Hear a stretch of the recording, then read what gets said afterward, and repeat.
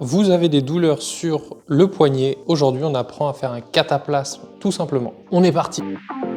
Donc, en cas d'inflammation, on utilise de l'eau froide, bien sûr une eau peu minéralisée, et on va mettre seulement 55 g d'eau, donc 55 ml, parce que sur une zone comme le poignet, on va mettre une dose de 45 g à peu près d'argile. En cas d'arthrite ou si on souhaite revitaliser après une fracture, on utilise plutôt de l'eau chaude. On va donc verser nos 45 g d'argile, donc toujours l'eau avant l'argile, et on laisse bien l'absorber. On ne va pas mélanger avec la cuillère. Et on va mettre finalement 50 g, donc jusqu'à 105. On peut égaliser sur le dessus, mais bien sûr, on ne mélange pas avec la cuillère, on laisse l'argile absorber. Et on va patienter 10 minutes. Après 10 minutes, voilà, vous devez vous attendre à cette consistance. La couleur est uniforme. Donc on va passer à l'application.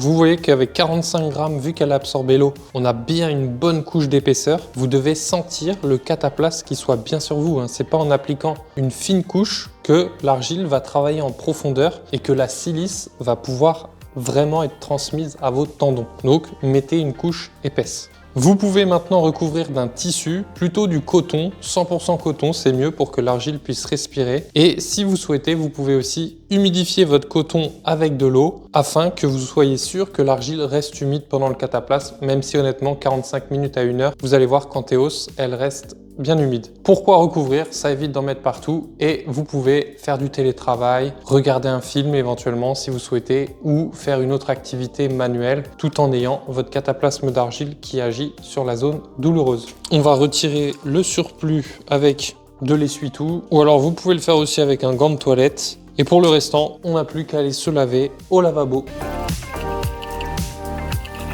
Vous pouvez retrouver toutes ces informations dans un petit protocole condensé qu'on vous a mis à disposition gratuitement en story à la une. Bien sûr, ça s'applique sur n'importe quelle articulation. Ce qui va changer, c'est la quantité d'argile. Plus l'articulation est importante, plus on va mettre d'argile. Sur notre site, on vous récapitule les quantités articulation par articulation. Mais n'oubliez pas d'utiliser une variété montmorillonite qui vont générer beaucoup d'échanges, transmettre la silice si précieuse justement pour la régénération des tendons et des ligaments. Donc n'hésitez pas à tester notre argile en théos. Sur une formule de 1 kg, vous allez pouvoir faire entre 20 cataplasmes pour des petites articulations et 10 cataplasmes pour des grosses articulations. Ça peut être intéressant pour vous aider dans votre guérison. Sur ce, on vous dit à très bientôt pour d'autres vidéos sur l'argile.